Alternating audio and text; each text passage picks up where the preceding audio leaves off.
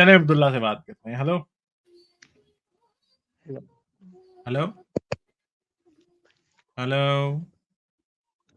Hello Abdullah, आप बात करेंगे? हेलो, आवाज़ आ रही है? आ रही है जी। हाँ जी, क्या हाल है, कैसे हो आप? मैं ठीक हूँ, आप कैसे? ठीक ठाक। हाँ जी, क्या बात करेंगे? या आप रूह के ऊपर बात कर रहे थे कि अल्लाह ताला ने रूह के बारे में नहीं बताया। तो रूह को आप जी मानते जी। हैं क्या? नहीं, हम माने या ना माने वो तो अल्लाह ने कुछ नहीं बताया, हम तो ये बात कर रहे थे। तो आप मानते हैं कि नहीं मानते? हम इसलिए नहीं मानते कि उसका कोई सबूत नहीं होता, सबूत होगा तो मान लेंगे। तो आप ये भी कहते हैं कि जो है कोई ऐसी चीज़ हमें बताएं कि जो एग्जिस्ट करती हो लेकिन मतलब नज़र ना आती हो, जिसको नेकेड आईज देख ना सकती हो, हाँ तो तो बता वो दें। अगर आपको दिखा दें तो आप मान जाएंगे? चलें बता दें आप। वो एक ऐसी चीज़ है कि आपने शायद देखी हो या ना देखी हो कि जब बंदा मर रहा होता है तो उसको आस-पास अपने गुज़रे हुए चाहे जो जानवर भी हों, तो उसको ये सारी चीज़ें नज़र आ रही होती हैं। तो क्या वो एग्ज़िस्ट करती हैं? दूसरे बंदे को तो नज़र नहीं आ रही होती। वो तो क्या नहीं मरते एग्जिस्ट वक़्त करती है और वो बात हेलुसिनेट करना कर रहा होता है। नहीं, बिल्कुल भी नहीं। ऐसे तो आप हर चीज़ की तावील कर दें कि हैलुसिनेट कर रहा है या कोई फलान मैं टाइम तो आप आपको साइंसी सबूत दे दूंगा ना कि वो हेलुसिनेट कर रहा होता है। साइंसी सबूत बिल्कुल भी नहीं है। अगर हैलुसिनेट कर रहा होता तो उसमें साफ पता चल जाता बंदे का। हाँ तो साफ ही पता चल रहा होता है, उसमें कोई ना साफ ना पता चलता, ये बात ही नहीं है। नहीं, बिल्कुल भी नहीं। मतलब इसका क्या प्रूफ़ है कि वो हैलुसिनेट कर रहा होता है? आपको पता है, मैं अक्सर इधर इस चैनल पे एक बीमारी की बात करता हूँ जिसे स्लीप एपनिया कहते हैं। हुँ। पता है? स्लीप नहीं, एपनिया मुझे में नहीं ये होता है कि मालूम। इंसान जब सो रहा होता है ना तो उसकी नींद में उसकी सांस रुक जाती है, अच्छा। और जब उसकी सांस रुकती है ना तो उसके खून में ऑक्सीजन कम हो जाती है, और जब हुँ। दिमाग को पूरी ऑक्सीजन वाला खून नहीं मिलता तो वो बंदा हेलुसिनेट करने लग जाता है। उन लोगों को जिन चुड़ैलें नजर आ जाती हैं, अजीबोगरीब चीजें नजर आती हैं। ऐसे लोग होते हैं वो अपने बेडरूम में जाने से डरते हैं क्योंकि उनको ये चीजें दिखाई देती हैं। ठीक है? और उन्हीं जी। बंदों को स्लीप एपनिया का एक इलाज होता है कि एक मशीन लगती है बंदे को जो कि वो पहन के सोता है। मैं खुद ये पहन के सोता हूँ। ठीक है? अच्छा। जब वो पहन के सोता है ना और जब उसके दिमाग को नींद में और उसके बॉडी को पूरी ऑक्सीजन मिल रही होती है क्योंकि उसका सांस नहीं बंद होता, वो मशीन सांस नहीं बंद होने देती, तो क्या अच्छा। होता है उसको वो चीजें आना नजर आना बंद हो जाती हैं। तो जब इंसान मर रहा होता है ना तब भी उसका हुँ। ब्लड ऑक्सीजन लेवल बड़ा लो होता है। ये तो मेडिकली साबित है बात। ठीक है? तो जानवरों को भी इसी तरह होता है? जानवरों को भी हेलुसिनेशन हो सकती है, इसमें कौन सी ऐसी बात है? अच्छा। अच्छा, चलें आपका पॉइंट आ गया। मैं एक बस एक और मुख्तसर आपसे बात करूँगा। ये मैं इसके ऊपर वैसे रिसर्च ह करूँगा। ह ह करें आप हज़रत जरूर। हज़रत एक वैसे एक इंटरेस्टिंग आपकी दिलचस्पी का एक नुक्ता है, जो कि मेरे जी, ख़्याल से आपको बड़ा दिलचस्प लगेगा। वो ये है कि जी, अगर कोई शख्स, कोई मज़हबी शख्स अ, अगर कभी रूह के बारे में कोई एविडेंस देने का क्लेम करे या वो कहे कि रूह होती है और हाँ, मैं आपको बताता हूँ कि इस वज़ह से ये उसका सबूत है रूह के होने का। तो हुँ, आपको ये इंतहाई मुज़ाहिक़ाख़ेज़ बात है कि वो दरअसल वो खुद फिर कुरान गलत वहाँ से भी साबित हो जाता है। क्योंकि हुँ, हुँ। अगर कोई एविडेंस दे नहीं सकता, तो हमारे पास कोई बेसिस नहीं है रूह को मानने का, और अगर कोई एविडेंस देगा तो उससे भी कुरान गलत साबित हो जाता है, क्योंकि कुरान में लिखा है कि भई ये तुम्हें नहीं बताया जा सकता, तुम्हें नहीं पता रूह का। तो अगर कोई एविडेंस देने लगेगा तो वो कुरान की ये जो आपकी 1785 है, वो वहाँ से गलत साबित हो जाती है। दोनों सूरतों में कुरान फँसता है। मसला ये जी, है। जी। अब आप जिस आयत की बात कर रहे हैं ना सूरह बनी इसराइल की, जी।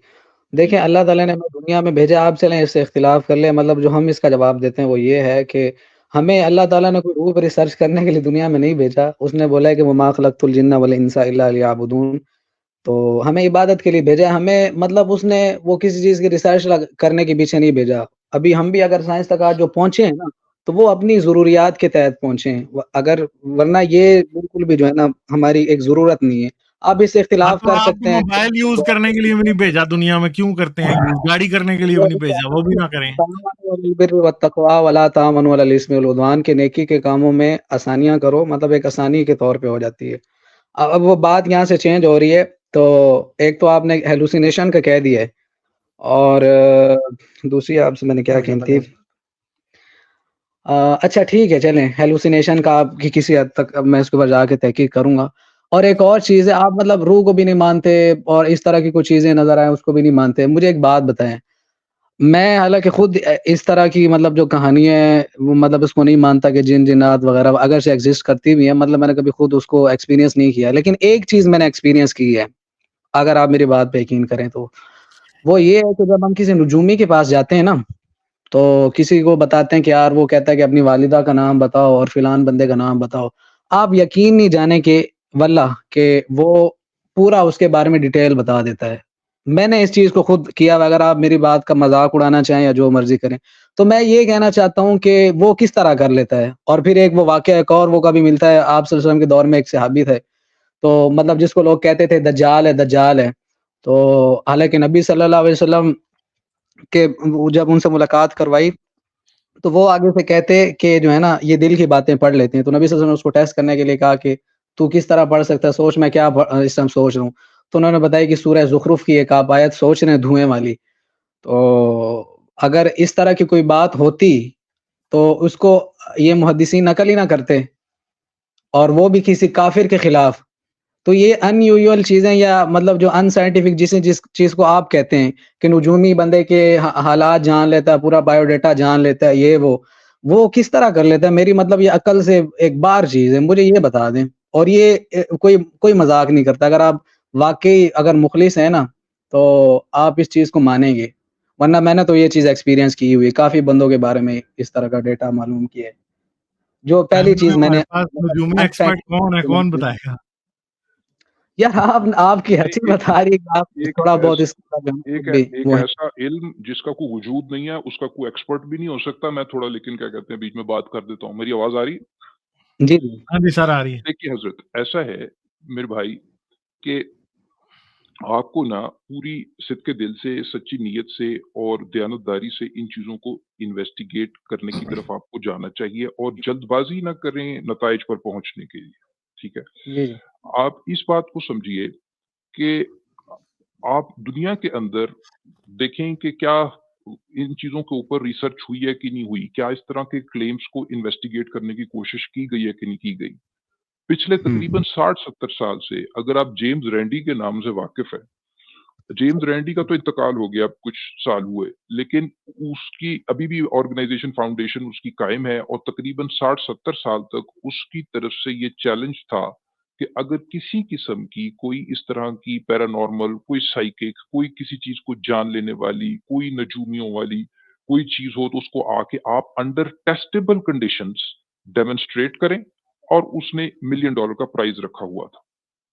और हुँ। कोई भी उस तक जो लोग आते थे बेचारे वो खुद मासूम लोग जो वाक़ई अपनी किसी ताकत में यकीन रखते थे, वो उसके पास आते थे और जो अंडर कंट्रोल्ड कंडीशंस वो एग्ज़ामिन जब होते थे तो उनकी कलई खुल जाती थी। मगर जो बहुत जिनका कारोबार था, जो बड़े कमर्शियल लेवल पर ये काम कर रहे थे, वो कभी आए ही नहीं एक्सपोज़ होने के डर से। आप एक बंदा है, शख्स है उसका आप सर्च कीजिएगा, पीटर पॉपॉफ के नाम से, हमने उसका पहले भी ज़िक्र किया हुआ है। पीटर हुँ। पॉपॉफ जो है, वो एग्ज़ैक्टली उसका तरीकाकार ये था कि वो क्या किया करता था कि ये लेट 90s और अर्ली 2000s के ज़माने की बात है कि वो हॉल में बहुत सारे लोग इकट्ठे होते थे, ठीक है?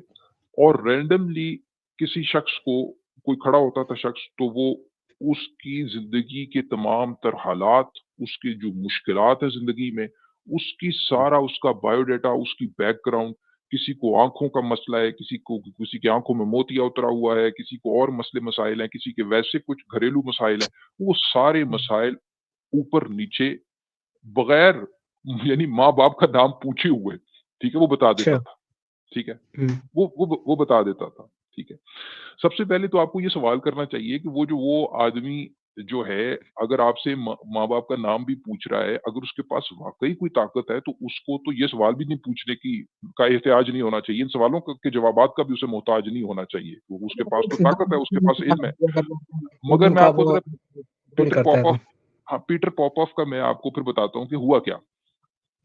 हुआ हुँ। ये कि जी उसको फिर जेम्स रैंडी ने जिसका मैंने ज़िक्र किया, आप उनकी वीडियो ज़रूर देखें, वो इतने लोगों को कैसे डिबंक किया जाता है, ये लोग क्या तरीका वारदात होते हैं, वो एक यानी it's a life long course on understanding कि ये जो इस तरीके से इंसानों को जो धोखा देते हैं, उनकी चालाकियाँ और उनकी पुरकारियाँ होती क्या हैं। पूरा उन्होंने यानी पूरा सिस्टम कैसे उन्होंने बनाया होता है, कैसे वो इतनी बड़ी तादाद इंसानों को वो बेवकूफ़ बना पाते हैं, उसको सारा वो डिबंक करते हैं, कैसे? अब उसका जो निकला असल मसला, उसका मसला ये था कि मैं ये नहीं कह रहा कि आप जिस नजूमी से मिले हैं उसका तरीका वारदाती होगा, मैं आपको एज़ एन एग्ज़ाम्पल दे रहा हूँ। उसका तरीका हुँ, वारदात ये था कि होता ये था कि जब लोग आते थे, तो वो जब रजिस्टर करते थे उसकी तकरीब में या उसके हॉल में आने के लिए, तो कोई और उनका स्टाफ जो था, वो उनसे कोई फॉर्म फिल कराता था, कोई इंटरव्यू लेता था, कोई बेसिक लेवल की बातों-बातों में, जिसमें से कोई क्या कहती हैं, किसी तरह बाप का नाम पूछ लिया बातों-बातों में कि जी आपको ये मसला है, उसको वो फिर नोट कर लेते थे और उनको एहसास नहीं होता था कि उन्होंने ये इन्फॉर्मेशन दी है। क्योंकि वो सिलेक्ट उन लोगों को करते थे कि जिन्होंने सिर्फ बरसबील तज़किरा कोई बात की है, वो ऐसे कोई सवाल-जवाब में बात नहीं की। फिर वो आप अगर हॉल में जो मजबूरी करने सुने तो सही ना, हैं पूरी बात तो सुने, हुआ क्या फिर उसके साथ? फिर वो जब जी, हॉल में बैठे होते थे, तो वो जो पीटर पॉपऑफ था, उसने अपने कान में ईयरपीस लगाया होता था, बैक स्टेज उसकी बीवी बैठी होती थी, ठीक है? वो बताती थी कि जी फलाने बंदे को कहें कि जी आप खड़े हो, वो रैंडमली लगता था सिलेक्ट हो रहा है, वो सारों के सामने हॉल में एक रैंडम आदमी को सिलेक्ट करता था, वो आदमी खुद भी गवाही देता था कि मैं एक रैंडम हूँ, मैं इनके साथ कोई नहीं मिला हुआ। वो उसकी सारी कहानी जो है, वो फिर बयान करते थे। इसको जेम्स रैंडी ने पकड़ा और उसकी वो जो कन्वर्सेशंस थी, उसको रेडियो के ज़रिए टैप किया, फिर इस पर केस चला, इसको जेल हुई। ये कुछ अरसा हुआ, जेल भुगतने के बाद जेल से बाहर आया, दोबारा से उसने वही काम शुरू किया, दोबारा से उसकी उतनी ही मकबूलियत है, अवाम की, अमरीकी अवाम की हालत देखें, उसकी दोबारा से वही मकबूलियत है। तो इंसान चूँकि कमज़ोर होता है, वो मजबूर होते हैं, उन्हें कोई किसी किस्म की इस हालत में वो रेडी होते हैं बेचारे आम इंसान मिसयूज़ होने के लिए।